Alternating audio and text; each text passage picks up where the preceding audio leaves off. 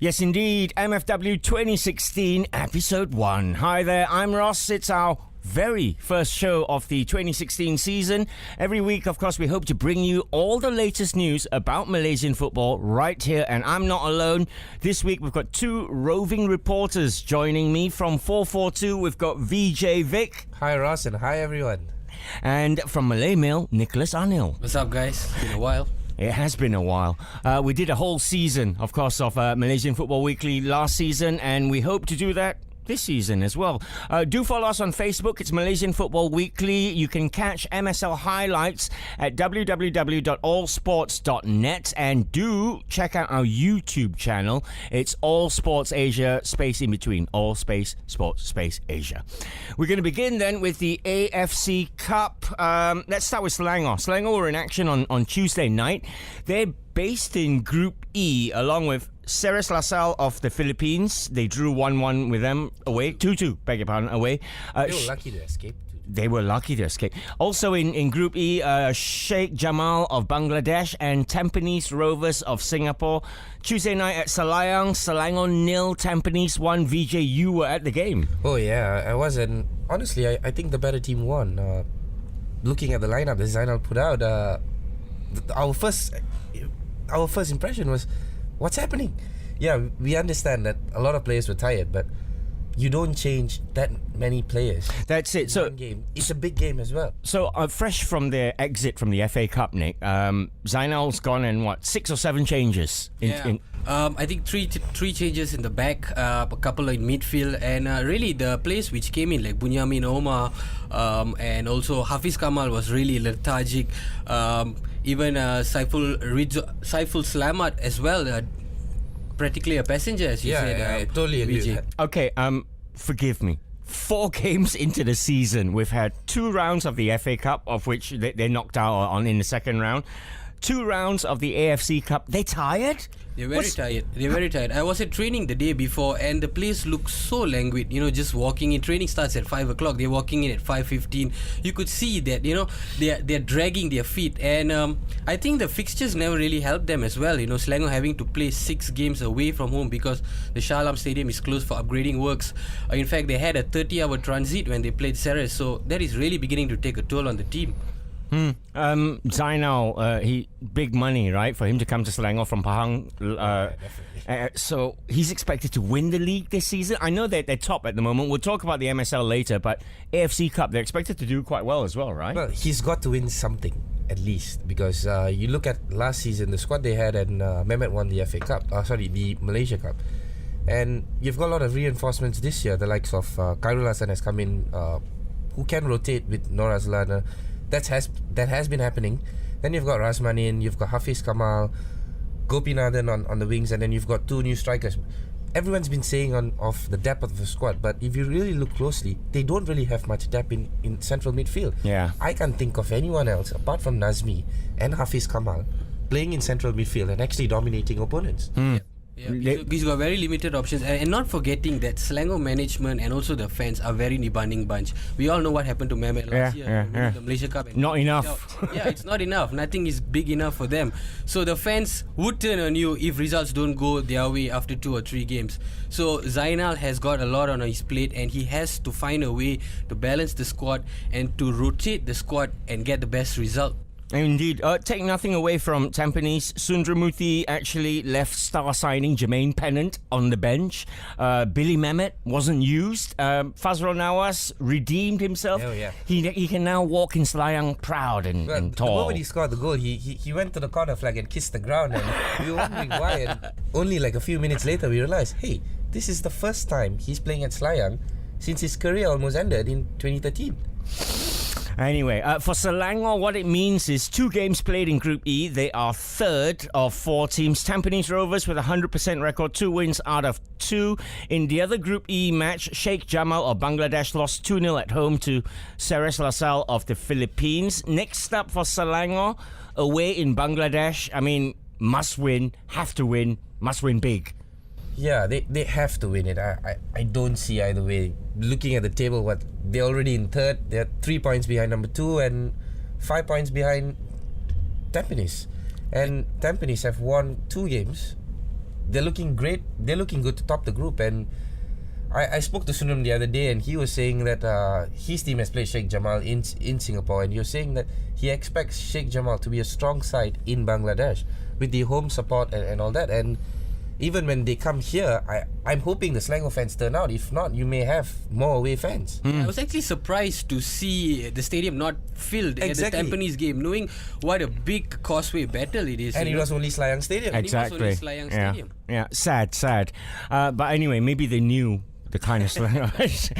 Okay, well, in Group H, JDT are faring a lot better. 100% record after 2 games. They're in Group H along with Bengaluru of India, Lao Toyota of Laos, and Ayeyarwady of Myanmar. Now, it was 8-1. Of course, against Ayeyarwady. What a game that was. Everybody scored, right? Including TMJ, I believe. A hat-trick. Lao Toyota beat Bengaluru. Now, on Wednesday night, Bengaluru hosted JDT. If you watch the game, it was just a 1-0 win. Was it a dive by Lucero? I would beg to differ, actually. I think there was contact, and minimal or not, there was contact. And was it the same situation with Benteke against Crystal Palace the other day? to be honest, I didn't see that. If you look at players like fast players and players who are nippy, a single touch and you go on the ground, because the faster you are, the easier you are to fall. And there was a slight contact. Well, and he did trip on the ball. Yeah, so. Lucero did this 360-degree turn, trod on the ball, fell over. Referee gave a free kick. Safiq Rahim steps up, scores from the free kick. It was similar for me to the Benteke one, and neither of them were penalties for me.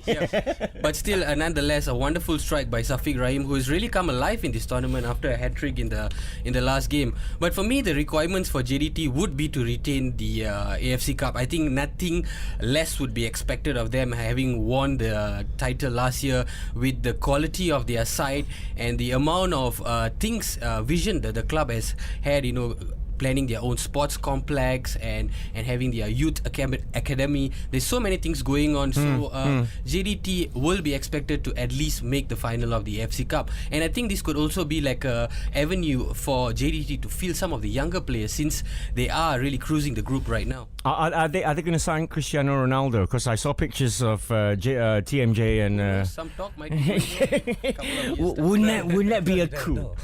In a few years, maybe Ronaldo's 40, 45, or maybe 50. He'll still cut it, mate. Yeah, exactly. I think he'll still be the best player. Yeah. He'll be down to 20 goals a season only, instead of 40 a season. That's good enough. Yeah. Don't you think? So next round sees JDT hosting Lao Toyota, and you got Ayeyarwady against Bengaluru. It's JDT who are going to win this group. Like you say, I mean, their main aim now has to be AFC Champions League. Yeah. They were close, but again, fell to the ties, right? They're the same team, I think. Bangkok Glass, was it? No, last year they lost to Bangkok Glass, and this year it was to Muang Thong United. Muang Thong, but we've got to accept things that the standards are different. How are they so different, though? As much as JDT are AFC Cup champions, we cannot forget that they reached the final because of it by default. So I'm not taking away credit from them. I think they did fantastic to win the final.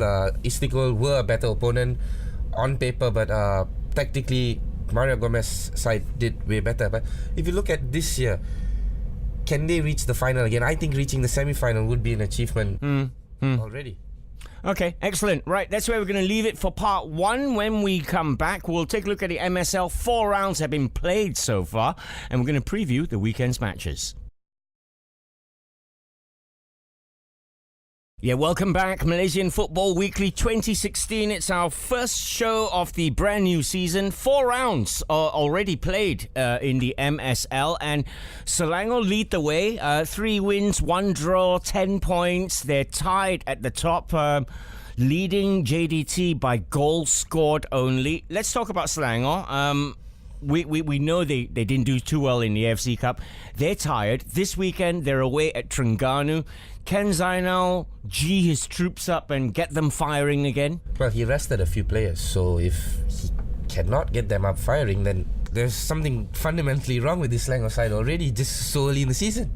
What's Zainal's KPI for this season for you, Nick? Is it to win the MSL? Is it to go try and equal Johor's feats in the AFC Cup, Malaysia Cup? What do you reckon his ambitions are? I think definitely to win at least 2 trophies. The management would definitely want him to retain the Malaysia Cup and also definitely grab the title away from JDT. You know, Selangor have been a force in the Malaysian League for the longest time, and they have played bridesmaid to JDT the last few seasons. They have been very close as well. They have been close, yes. But definitely the management would want Zainal with the experience and also his history with Selangor absolutely. to deliver for the team this season. And another player for me who has to step up is Mfwtv. Because, you know, signed solely on recommendation based on his last achievement with, I think, a Chilean club.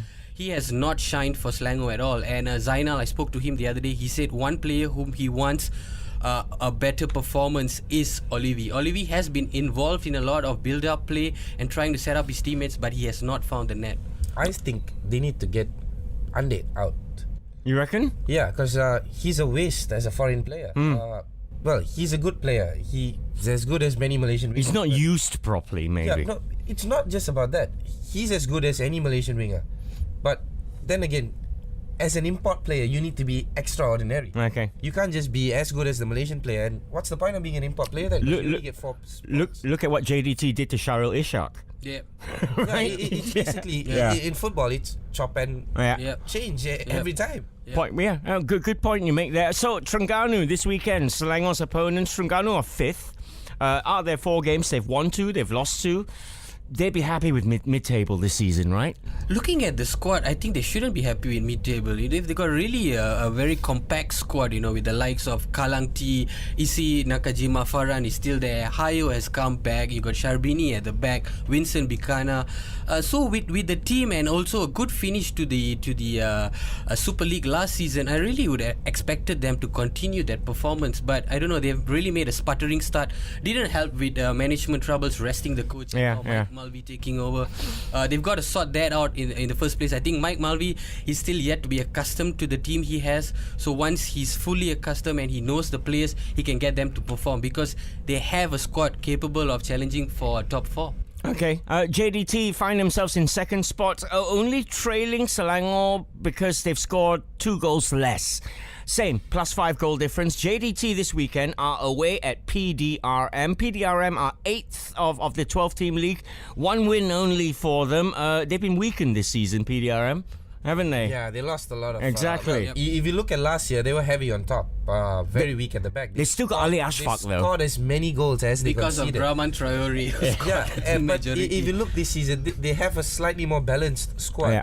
But at the same time, it's not good enough. Looking at them play, you don't see anything spectacular yet.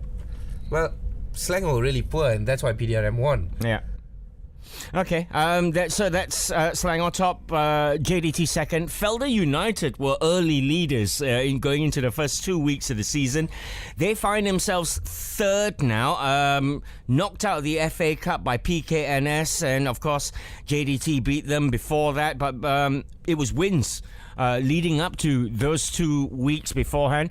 Now Felda United host bottom side Pahang. Let's start with Felda United. They're a good side. I mean, we've always said they're one of the better run professional sides in the country, right? I was there in Lakin the other day when Felda lost to Johor, and I think Felda are the only side this season to actually give Johor a run for their money. Not even Bengaluru yesterday. And even last season they gave Johor. Johor lost the midfield battle in the first half. Second half had made some changes and then won the match. Johor couldn't even use their flanks, and these are not big name players on the left and right. You had Adip on one side for Felda, and then you had Fidausi on the other side at back, and these are not big name players, but they kept a cool back.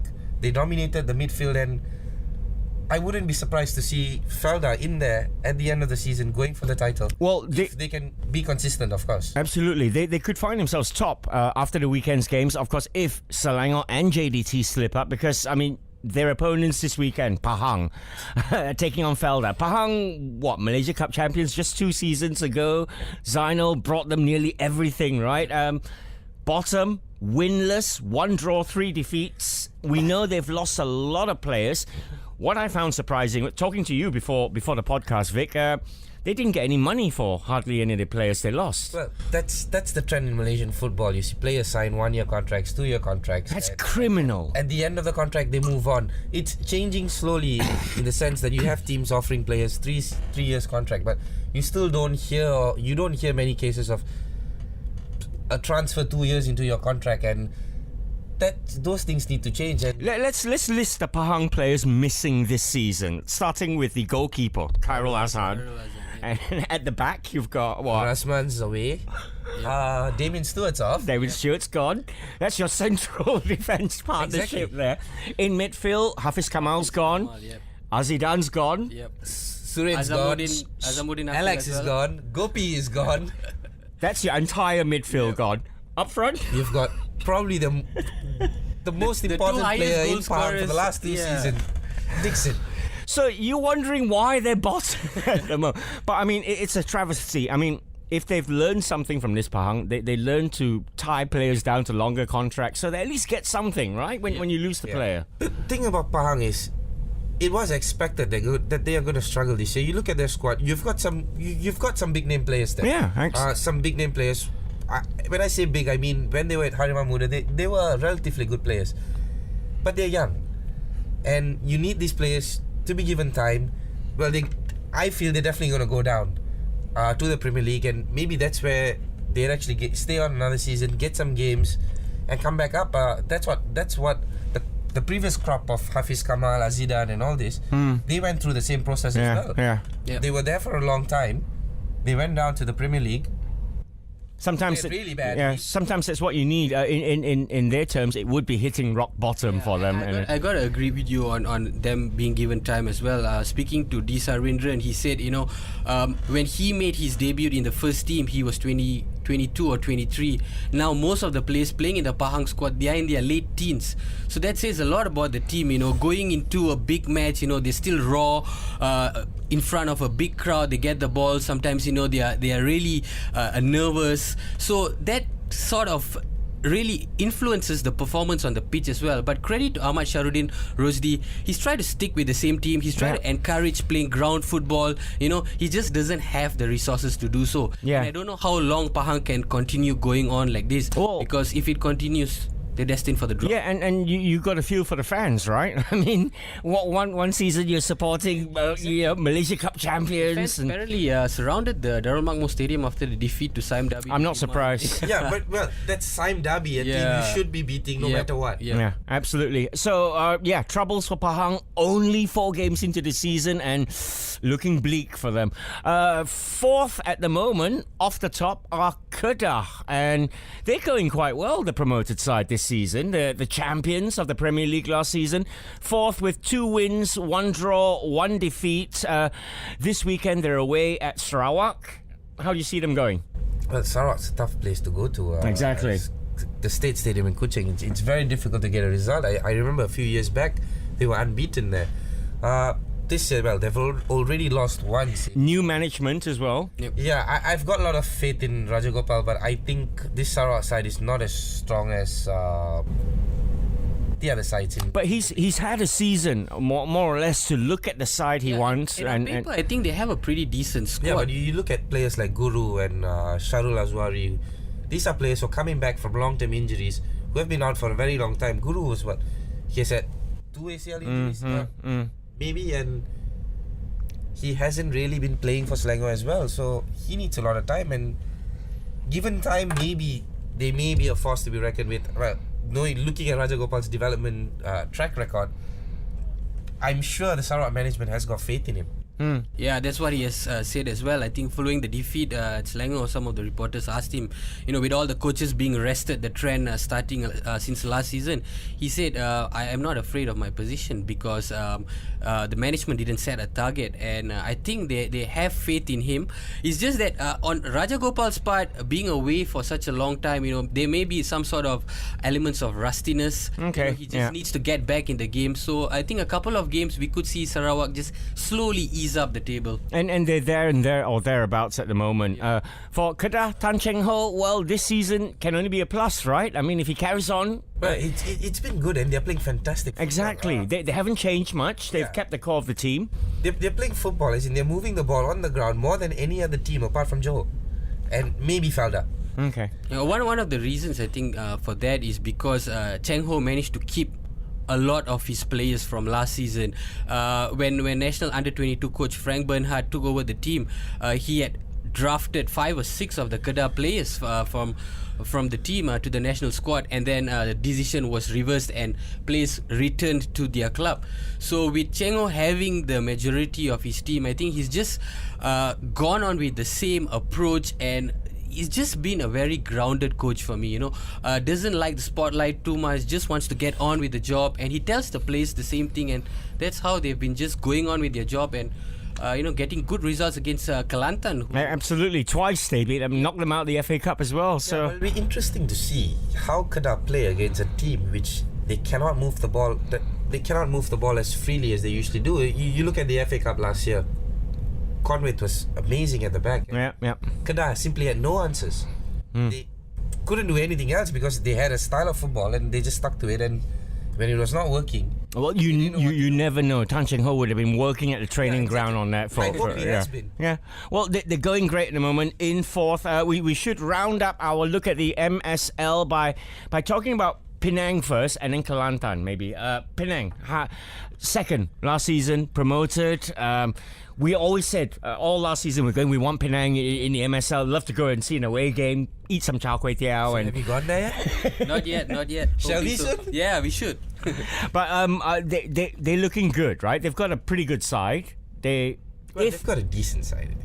Yeah, if all goes well, they're not likely to get demoted or relegated, right? Looking at the teams playing, I think T-Team and Pahang are favourites to go down unless something remarkable happens. Okay, what about Kelantan? Much change. They will be sleeping with one eye open, Ross. Yeah, exactly. Well, can I go on to say that it's been nothing short of comical? Yeah, you can. TV cameras are focusing more on the sponsor than the players. Yeah, it's sad. I mean, this is a great name of Malaysian football, right? Boyan won the treble and yeah, it's not right. I understand they need money and all that, but you don't go and sell your soul.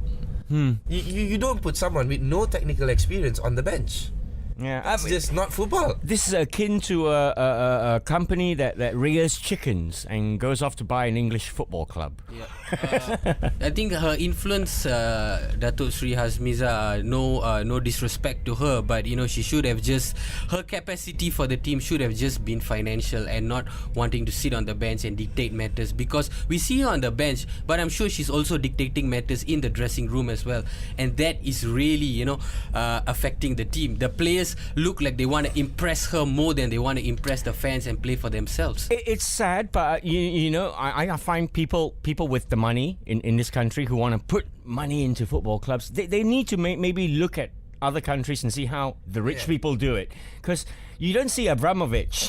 you see him at games, but you don't see him. Exactly. He's in the background, with his beautiful wife. Even Mike Ashley. Come on, he's not there with McLaren. All the Glazers who are barely at the stadium. So I mean, they could do with your money and all that, but maybe you leave them to do their work. Yeah, they should not go and seek cheap publicity.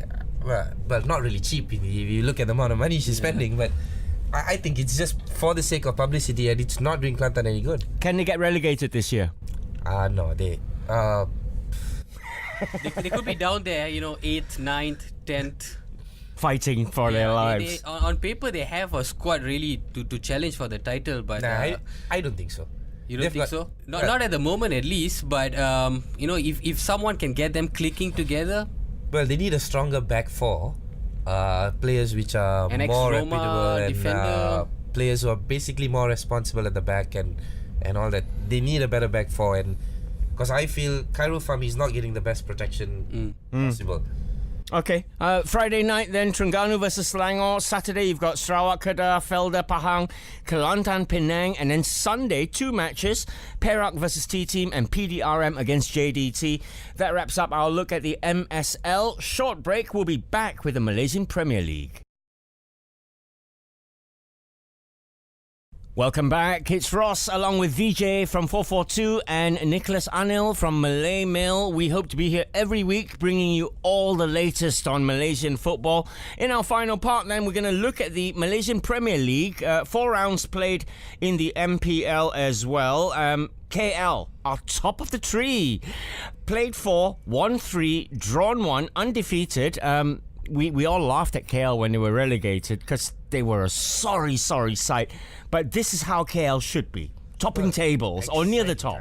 For the City Boys and a team with the name KL should be playing in top flight. I'm only supporting Selangor because KL have never been any good. I live in KL. If you look at the host of Selangor players, a lot of them came from KL. Absolutely. So, I mean, it's good to see them. I mean, long way to go, of course, right? Still 20-odd games or 19 games to go. Can they go up top? Can they get promoted? Can they survive? They'll need an injection of cash, no doubt. Well, the Premier League has always been a bit fishy. Fishy in the sense your results have been a bit funny here and there, and there have been a lot of changes. If you look at last season, there were a lot of changes throughout the season on the table, and you're wondering teams who win big one week and then they go on to lose by a narrow margin to a team much weaker the following week, and that's what I fear that may be happening again. I personally have no idea what Vijay is talking about. I think he's deluded. Okay, let's talk about DRB Highcom. They're second, just a point off KL. They're riding high as well. They're doing well. I think DRB Highcom have funds in them. Exactly. Which means they have players who are happy to play for the team, and that is definitely showing in the performance of the team as well. Do you find in the Premier League the private clubs prosper more than the league sides? Yes and no. Sime Derby also a very big plantation firm, but results have been very off-coloured sometimes. Kuantan as well. Kuantan are backed by the Kuantan state. is not really a private club per se. It's sort of a district team. Yep. I mean, NS Matrix, you look at them. And that's essentially Negeri Sembilan. Exactly. Negeri Sembilan rebranded. Last season, Sundramuthi couldn't get them up. 2 seasons up. Couldn't get them up. Asman Adnan had a go, did he? Was it? I'm getting confused. Yeah, I'm not too sure who to go at Negeri as well. Yeah, do you know what I mean? I mean, there's money. They're expected to come up again this season. 4 games gone already. They're lingering mid-table. Yeah, they don't they've look. got a couple of good naturalized players in them as well. Negeri Sembilan. Expectations are definitely high. Negeri Sembilan fans, they'll always show up if the team is doing well. But looking at the Pyroi Stadium this season, you can see that it really reflects on the performance of the team. Hardly been anyone coming to the stadium. One team there's a lot of buzz about in the Malaysian Premier League is Malacca United, promoted from the FAM League into the MPL. I know a lot. I know a lot of people who live in Malacca. They're all really keen. Everyone's wearing the Malacca shirt suddenly. You think it's Celtic? No, it's Malacca. I know that the Malaysian coach is actually delighted that Malacca is finally playing in the Premier League. It's good stuff. I mean, can they? It'd be a fairy tale, right? If they get promoted. Yeah, of course, and it'll be good to see bigger teams. Well, at the end of the day, as much as you want to move to club football, club sides and private sides, these teams don't have fans, and at the end of the day, football is all about the fans. But I mean, like a team like Malacca, if they start playing up in the top tier, won't the fans start coming back? It's a small town. Definitely. Yeah, exactly. Yeah. So that's exactly what's in. them being promoted may actually be a good thing for the entire state as well. I think the fans were a little bit excited in the last game against Negeri Sembilan. There was some sort of brawl with the Negeri fans. You can see that they really want the team to win. They got overexcited. Yes, the brawl was one thing which is a common occurrence in Malaysian football, but you can see that the team are coming back to the Malacca Stadium to support them, and Malacca is such a small state, it will be wonderful to see that big capacity crowd week in, week out. Absolutely. So Malacca away at Sabah this weekend. KL are away at UITM. We should mention ATM.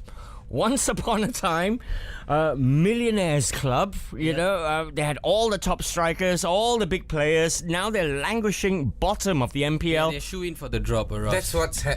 That is what happens when there's a change of defense minister. There's a change of management in ATM, and there's a change of policy at the team. These three things have basically destroyed the club. And frivolous spending, when they had the money. The money just went to so many places. When they didn't pay their players and news came out, their general secretary admitted that they only had 5,000 in their coffers. That says so much about the team. From being you did the story, right? Yeah, from having the likes of Marlon Alex James Exactly. now playing with army personnel. It's sad. It's sad. I mean, they almost disbanded the team last year, and but because the players were already on contracts, like players like Hayo and all that, because they were on contracts, they were forced to play on for another year. If not, you would have had an almost all army personnel team last year itself. okay, so ATM this weekend are away at mid-table NS Matrix. I think that just about wraps up our look at the MPL. Who's going to win the MPL for you? Well, it's difficult to say. It's still early days. We've got a lot of winners there. I dare pick a Super League winner compared to an MPL winner. But we'd like to see I KL. would love to see the top 4 state teams fighting for the title, being Johor Darul Takzim 2, which is a state team, Melaka United, Perlis, and also Kuala Lumpur. Yeah, but Johor Darul Takzim 2, they don't want to get promoted. Yep. You can't say that. You can't say that. Well, at least the advert said that. Yeah. That is the agreement. I would I'm not guess. saying it. I'm just repeating what the club has said. Now, this is one of the funny results we were talking about, because at the start of last season, JDT2 were winning, and then suddenly they just lost big games. And I know that they have applied to the football Football Malaysia LLP to be able to be to be separated from not be a feeder club. Be promoted even if they finish in the top 2. Is that right? Yeah, they have applied, but it has not been finalized. So now, even if, as things stand today, if they finish in the top 2, they get promoted.